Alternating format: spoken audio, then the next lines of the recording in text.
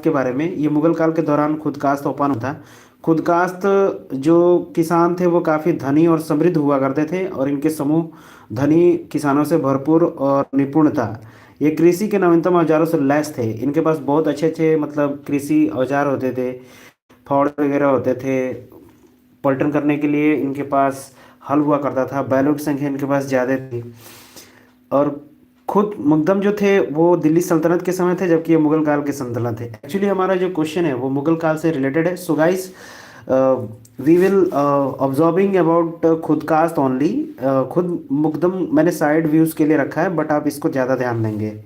इस एक और पॉइंट है कि खुद काश्तों के पास बहुत ज़्यादा मात्रा में हल बैल होते थे, और ये काश्तकारों या मुजारियान को दे देते थे, बदले में बड़ा भुगतान लेते थे इसके देने के बाद। खुदकास्ट प्रथागत दर से राजा को राजस्व सॉरी प्रथागत दर से राजस्व का भुगतान। एक्चुअली क्या है, इसमें टैक्सेशन की प्रक्रिया काफ़ी हाई थी मुगल काल में, और जिसकी वजह से जो हल बैल देते थे मुजारियन को ये खुदकास्ट लोग, जिसकी वजह से इन्हें पैसा देना पड़ता था। तो आई थिंक मुझे लगता है कि ये पैसे की चीज़ें बहुत ही एक्टिविटी इनएक्टिव के साथ थी, और ये अच्छे तरीके से इसको पे भी करते थे। मुजारियन खुद ही खुद कास्तों पे निर्भर थे, तो इनके साथ शोषण का सवाल ही पैदा नहीं होता, क्योंकि यहाँ पे लिखा हुआ है मुजारियन द्वारा प्रायः उनका शोषण किया जाता था। वहाँ से शोषण हो सकता है, 100% तो नहीं, लेकिन 90 अबव तो शोषण नहीं था, नहीं के बराबर था। इसलिए भुगतान भी थे। तो second and thoughts are wrongs. First पे आते हैं, ये ग्राम में समृद्ध किसानों की कम्युनिटी देखेंगे, इससे आपके क्वेश्चंस क्लियर होते हैं। Second and thirds are wrongs, but पहला जो होता है सपोर्ट में है, इसलिए ये पहला। एंड गाइस, आप देख सकोगे कि ये बहुत ही अच्छी क्राइटेरिया से गुजरने के बाद खुद का आपको संभालने का मौका मिला। मुगल काल में ये काफ़ी समृद्ध माने जाते थे। थैंक यू सो मच के लिए जो काल से संबंधित था खुद कास्ट को डिफाइन किया गया। अब आते हैं नेक्स्ट क्वेश्चंस पे, जिसका हिसाब इस तरीके से है।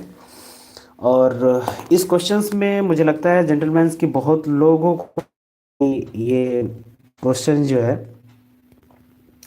अ, एक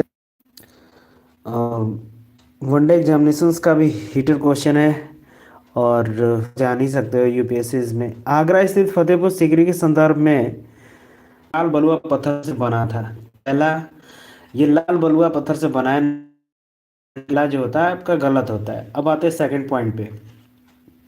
इसमें इसने बोला था के निर्माण में अकबर की गुजरात विजय के बाद कराया गया था। नीचे में पॉइंट आप देख सकते हो, बुलंद दरवाजा बड़ा दरवाजा है, 40 मीटर ऊंचा है, और 1601 से 1602 में इसकी किया गया था। गुजरात जीत के बाद इसे बनाया गया था। सो गाइस, अब देखते हैं इसके एक्सप्लेनेशंस में और क्या चीज़ें एक्स्ट्रा हैं।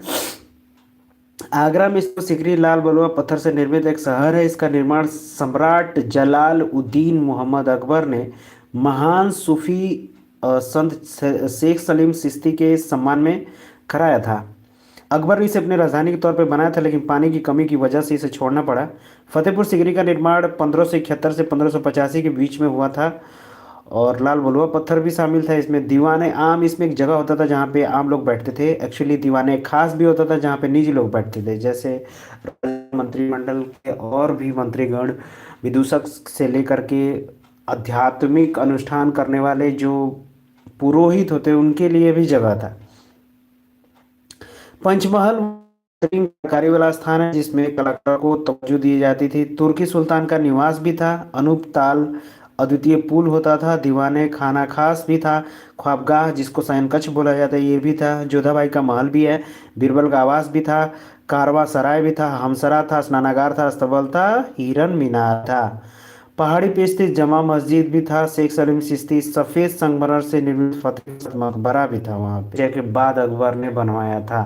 इस तरीके से आप आगरा के फतेहपुर स्थित सीकरी के संदर्भ में बॉयज लाइफ के लिए। And this is my to you this types of concept related, also related to UPSC regard much.